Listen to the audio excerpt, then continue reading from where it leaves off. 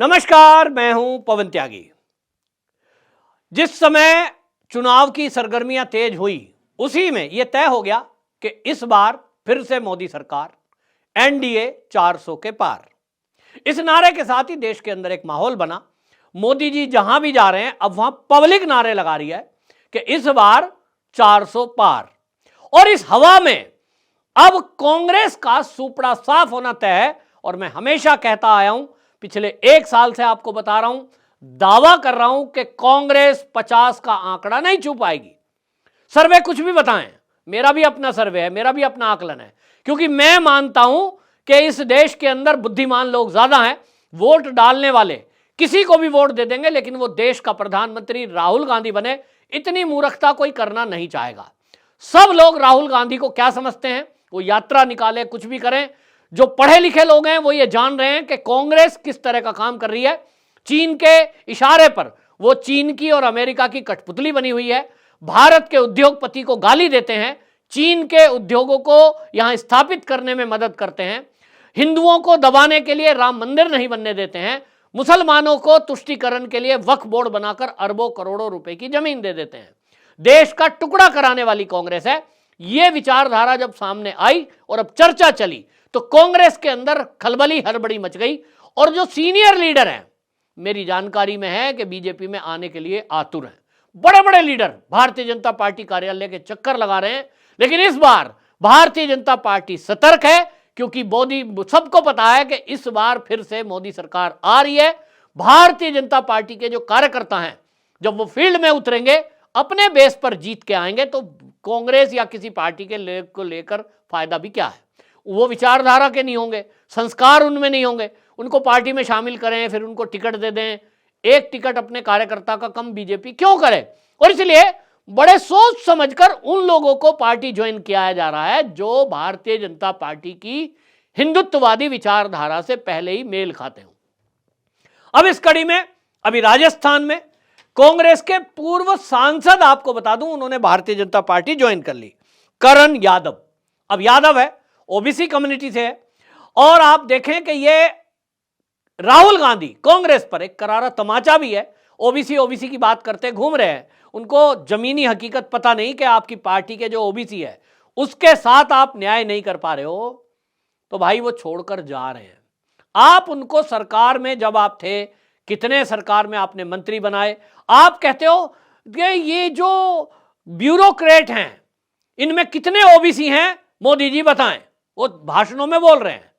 तो भैया, देश के गृह मंत्री अमित शाह ने एक सवाल पूछ दिया पत्रकार ने आज तक के प्रोग्राम में, यही वाला कि साहब राहुल गांधी तो ओबीसी की बात कर रहे हैं, जातिगत गणना की बात कर रहे हैं, और वो कह रहे हैं कि जो सत्ता है, सरकार है, इसमें जो सचिव हैं, आईएएस हैं, वो सेक्रेटरी लेवल के लोग कितने ओबीसी हैं।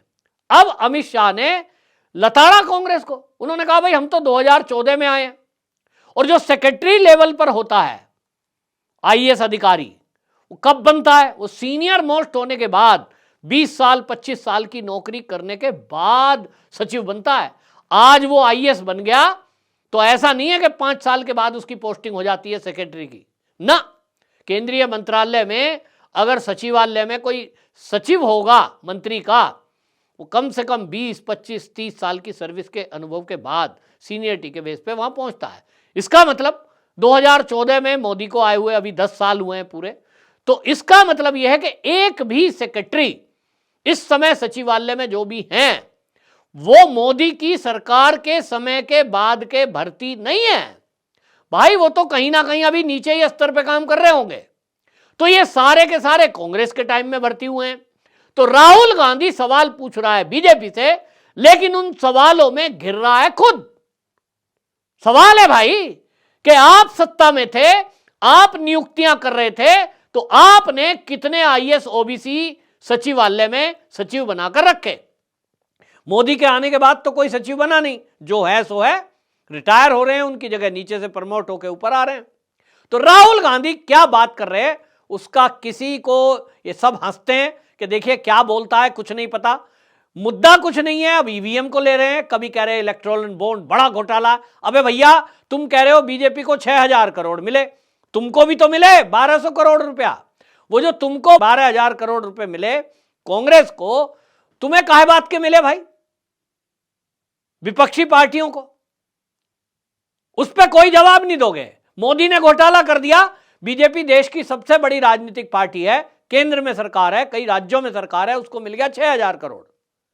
लेकिन विपक्ष को 12,000 करोड़ रुपया मिला। वो क्यों मिला? वो उगाही है क्या? आपने भी ठेके दिए थे क्या? आप केंद्र पे कहते हो तो केंद्र की सरकार ने ठेके दिए, काम दिया कंपनियों को और पैसा ले लिया, वसूली कर ली। तो भाई विपक्ष को जो 12,000 करोड़ रुपए मिले वो आपको किस बेस पे मिले? आप क्या कर रहे थे? इसका मतलब आप भी उगाही कर रहे थे। आप विपक्ष में होने के बाद भी उगाही कर रहे थे। ये तो और ताज्जुब की बात है। कांग्रेस सत्ता में नहीं है और कांग्रेस को अगर कोई चंदा दे रहा है, ये तो फिर जांच का विषय है। कांग्रेस को किस बात का चंदा मिला भाई? इसका मतलब कांग्रेस को देश विरोधी गतिविधि करने का कोई चंदा दे रहा है। तो कौन होगा ऐसा जो कांग्रेस को और विपक्षी पार्टियों को करोड़ों रुपए का चंदा देगा? ये तो जांच का विषय होना चाहिए ना। भारतीय जनता पार्टी को 6,000 करोड़ रुपया इलेक्टोरल बॉन्ड के जरिए मिला, लिस्ट सामने आ गई है। कोई झूठ बोलकर कह रहा है सब पाकिस्तान की कंपनी ने दी, वो झूठ मत फैलाइए, उस पर एक्शन हो रहा है जो ऐसा झूठ फैला रहे हैं। भारत के कंपनी वालों ने दिया है। लेकिन विपक्षी पार्टी को जो 12,000 करोड़ मिला वो काय के बात के लिए मिला? वो पता लग रहा है कि कोई चीन का दे रहा है, कोई जॉर्ज सोरोस की टीम का व्यक्ति दे रहा है। यह है गंभीर मसला। और इसीलिए कांग्रेस के अंदर यह तय हो रहा है कि जो राष्ट्रवादी लोग हैं, जो हिंदुत्ववादी नेता हैं, वो कांग्रेस छोड़कर भारतीय जनता पार्टी में आना चाह रहे हैं। बीजेपी, जैसा मैंने बताया, किसी नेता को ऐसा समझ लेती है कि वो राष्ट्रवादी है, कोई करप्शन का चार्ज नहीं है, कोई भ्रष्टाचार में फंसा नहीं है, वहां देश हित की बात करने वाला था, ऐसे बंदों को वापसी करा रहे हैं। मेरी जानकारी में है कपिल सिब्बल ने बीजेपी ज्वाइन करने की इच्छा प्रकट करी थी, जब शुरू में मना कर दिया बीजेपी ने, क्योंकि आप देख ही रहे हैं राम मंदिर के विरोध में लड़ा, सारे देश विरोधी जो भी लोग होते हैं उनके केस, अब हालांकि उनका पेशा है, वकील हैं, लेकिन बीजेपी ने कहा नहीं भाई, ऐसे आदमी को हम नहीं लेंगे जिसने राम का विरोध किया हो। तो कपिल सिब्बल समाजवादी पार्टी से सांसद बने, बीजेपी ने नहीं लिया। मेरी जानकारी में है कि अभिषेक मनु सिंह भी वो बीजेपी में आना चाहते थे, कांग्रेस बीजेपी ने तो मना कर दिया। तो आपने देखा हिमाचल से लड़े वो राज्यसभा हार गए। इसी तरह भारतीय जनता पार्टी में कई बड़े नेता आना चाहते हैं, लेकिन भारतीय जनता पार्टी ने कहा कि हमारी पार्टी में पहले ही हमारे कार्यकर्ता हमारे पास बहुत हैं और हम उसको लेंगे जो कहीं ना कहीं राष्ट्रवादी विचारधारा से हमारे मेल खाता होगा। और नंबर 2, मोदी का तीसरा टर्म और ज्यादा कड़ा होने वाला है। अभी तक आपने 2 टर्म देख लिए, मोदी जी के काम करने का तरीका अब आपने देख लिया है। मोदी जी जब काम करते हैं तो उनके मंत्री कुछ भी करें लेकिन भ्रष्टाचार नहीं कर सकते, और यह प्रूव हुआ है। रिकॉर्ड सड़कें बनी हैं, रिकॉर्ड रेल मार्ग बने हैं, रिकॉर्ड एयरपोर्ट बने हैं। और ज्योतिरादित्य सिंधिया तो कांग्रेस से आए हुए नेता हैं, लेकिन उनके मंत्रालय में भी कोई ये नहीं कह सकता कि साहब भ्रष्टाचार हुआ है। सोचिए, जब वहां जो है इस तरह का कल्चर है कि ना खाऊंगा ना खाने दूंगा, तो फिर वहां ऐसा ही आदमी आएगा जिसको केवल राष्ट्र की भक्ति करनी है, जिसको देश के विकास में काम करना है, जिसको भ्रष्टाचार नहीं करना, भाई भतीजावाद नहीं करना, अनुशासन में रहना है। और इसलिए भारतीय जनता पार्टी में हर एक कोई टिक भी नहीं पाएगा। कोई आ भी जाएगा तो वो टिक नहीं पाएगा। कई नेता आपने देखे, चुटवैया नेता आते हैं फिर थोड़े दिन बाद छोड़ देते हैं, क्योंकि दाल गलती नहीं है। उनको लग रहा है जैसे बाकी दल हैं, खाओ और खिलाओ, खूब कमाओ, ये बीजेपी में चलता नहीं। तो भारतीय जनता पार्टी में ये हड़कंप मचा है लोगों के ज्वाइन करने का। अभी आप देखते जाइए, कई और चेहरे भारतीय जनता पार्टी में, कांग्रेस के बड़े चेहरे आने वाले हैं। और हां, समाजवादी पार्टी में भी कुछ चेहरे आना चाहते हैं, लेकिन वहां भी जो मैंने बताया वही बात है, जो हिंदुत्व की बात करेगा, राम की बात करेगा, उसी को ज्वाइन कराएंगे, वरना नहीं। और इसीलिए अब चुनाव की घोषणा के बाद अब तो हड़बड़ी मची है, लेकिन सबसे ज्यादा खलबली कांग्रेस में है, क्योंकि कांग्रेस का अस्तित्व इस चुनाव में खत्म हो जाएगा। 20 से 25 सीटें मात्र आएंगी। राहुल गांधी की फजीयत सबसे ज्यादा होनी है, लेकिन इन लोगों ने तो इतना पैसा कमाया है कि चुनाव का रिजल्ट आते ही, मेरी बात आज आप नोट कर लो, ये गांधी परिवार इस देश को छोड़ के भाग जाएगा। वो मैं क्यों कह रहा हूं? क्योंकि इतने केस चल रहे हैं इनके ऊपर, सब पेंडिंग है। हल्के फुल्के केस भी हैं जिनमें इनको 2-2 साल की सजा है, जैसे मोदी को गाली देने का कम्युनिटी का है, बाकी और मुद्दों पर है। लेकिन नेशनल हेराल्ड का बड़ा मामला है जिसमें 5,000 करोड़ का घोटाला। अब इसमें राहुल गांधी, सोनिया गांधी दोनों फंस रहे हैं, जमानत पर हैं। निश्चित जान लीजिए मोदी तीसरे टर्म में आते ही सबसे पहले केस यही चलेगा, जेल जाएंगे, ईडी का केस है। इसके अलावा रॉबर्ट वाड्रा फंसे हुए हैं। प्रियंका गांधी वाड्रा का नाम कहीं नहीं है, बस वो इसलिए बची है, लेकिन ये मां बेटे तो दोनों फंसे हुए हैं और मामला फंसेगा और भी।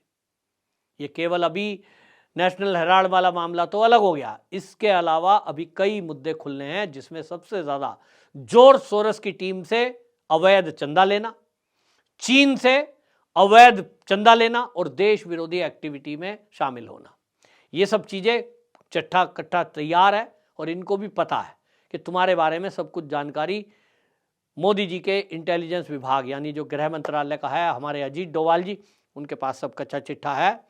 तो ये चुनाव का रिजल्ट आते ही ये यहाँ रुकेंगे नहीं, भाग जाएंगे। और जिसको भी ये कांग्रेसी नेता को पता है वो इस समय संभल कर बोल रहा है, पंगा नहीं ले रहा। हाँ, जिन लोगों को लगता है या जिनमें बुद्धि ना हो वो तो बयानबाजी करते रहेंगे, लेकिन आप देखें उनका क्या हाल होने वाला है। जनता अपने आप उनको सबक सिखा देगी। इस देश में अब वही रहेगा जो राम की बात करेगा, जो भारत की बात करेगा, देश हित की बात करेगा, जो जाति और धर्म की लड़ाई की बात नहीं करेगा। लेकिन राहुल गांधी इस देश को बांटना चाहते हैं, एक बार फिर लोगों को जाति में लड़ाना चाहते हैं और इसीलिए उनकी जो विचारधारा है ना वो फ्लॉप हो चुकी है। देशवासियों ने नकार दिया। अब देश को विकास चाहिए, देश को सशक्त राजनीति करने वाले और भ्रष्टाचार मुक्त शासन चलाने वाले लोग चाहिए, जो मोदी जी के अलावा इस समय मुझे दिखाई नहीं दे रहे। आपकी क्या राय है, कमेंट बॉक्स में जरूर बताएं। वंदे मातरम।